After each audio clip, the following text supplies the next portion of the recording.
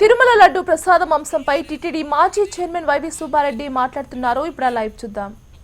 చెప్పాలి తీసుకురాలా దానికే కదా మేము చెప్పేది. సిట్ వాళ్ళు కూడా అదే చెప్పారు, మేము చెప్పడం కాదు. సిట్ చార్జ్ షీట్లో కూడా అదే చెప్పడం జరిగింది.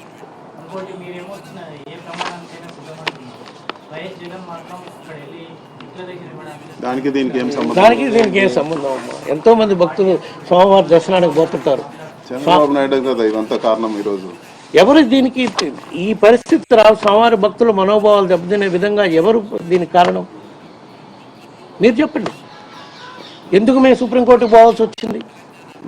నేను తప్పు చేస్తుంటే నేను పోయి సుప్రీంకోర్టులో పిటిషన్ వేస్తానా? సిఎఫ్టీఆర్ఐ రిపోర్ట్ని నేను తొక్కుపెట్టే పని అయితే నేనెందుకు రాస్తాను సిఎఫ్టీఆర్ఐ పంపించమని?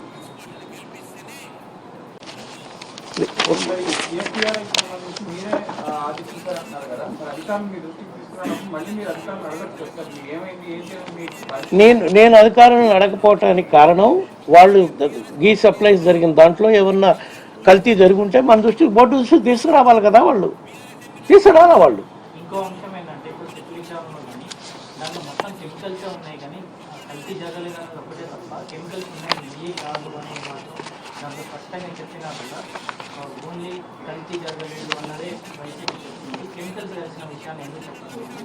ఆ రోజు కోర్టు ఏం చెప్పారమ్మా? సుప్రీంకోర్టు జంతు కొవ్వు కలిసిందా? ఎందుకంటే జంతు కొవ్వు కలిసిందంటే కోట్లాది మంది మన భక్తుల మనోభావాలు దెబ్బతింటాయి. ఎంతో పవిత్రంగా దాంట్లో సరే మిగతా కల్తీ జరిగిందని చెప్పి హయాంలో కూడా ట్యాంకర్లు రిజెక్ట్ అయినాయి. అప్పుడు అదే సప్లైర్స్ చేస్తా ఉన్నారు. 2018లో వాళ్ళు పర్మిషన్ ఇచ్చారు. ఇదే పార్టీలు ఎవరైతే సప్లై చేస్తా ఉన్నారో అప్పుడు కూడా ట్యాంకర్స్ రిజెక్ట్ అయినాయి. మరి అది కంటిన్యూస్ ప్రాసెస్. అది అక్కడ చైర్మన్ పోయి టెస్టింగ్ చేయరు, అధికారులు టెస్టింగ్ చేస్తారు. ఏదన్నా కల్తీ ఉంటే ఖచ్చితంగా సిస్టమ్స్ ప్రకారం రిజెక్ట్ చేస్తారు. దాన్ని రాజకీయం చేయకూడదు. దేవుడిని రాజకీయం చేయొద్దు. ఇప్పుడు అది మా ప్రేమే రాజకీయం. నేను మాట్లాడతాను సార్. నేను మాట్లాడిన తర్వాత అడగను. 14 నుంచి 19 కూడా ఈ సప్లై జరిగినాయి. ఇట్లా శాంపిల్స్ టెస్టింగ్ పంపించారు కదా. అప్పుడు కూడా అంతా ప్యూర్ గానే సప్లై జరిగిందా?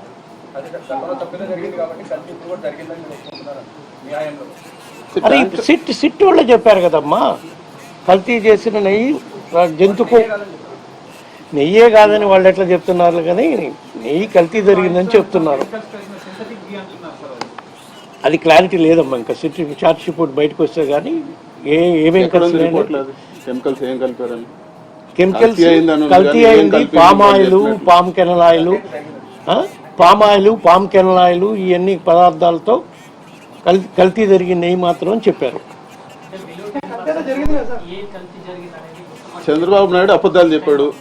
జంతు కొవ్వు కానీ ఇంకోటి కానీ లేకుండా చంద్రబాబు నాయుడు హిందువుల మనోభావాలను వాడుకొని రాజకీయాలు చేయాలని చెప్పి కుట్ర. అది మెయిన్ బయటపడింది. చంద్రబాబు నాయుడు బుద్ధి కల్తీ. ఈ కల్తీ కన్నా హిందూ మనోభావాలు దెబ్బతీసే చంద్రబాబు నాయుడు బుద్ధి ఎక్కువ కల్తీ అయింది. హిందువుల మనోభావాలు దెబ్బతినకుండా ఉండాలి అంటే దాని మీద మనం దేవుడిని రాజకీయాల్లోకి రాగే కార్యక్రమం చేయొద్దనే మేము విజ్ఞప్తి చేస్తున్నాం. కల్తీ జరిగిందని సిట్ చెప్పారు కదా, యాక్షన్ తీసుకుంటారు సిట్. రైట్ అమ్మా. ఇంకా మాట్లాడుతున్నారు. మాట్లాడతారు.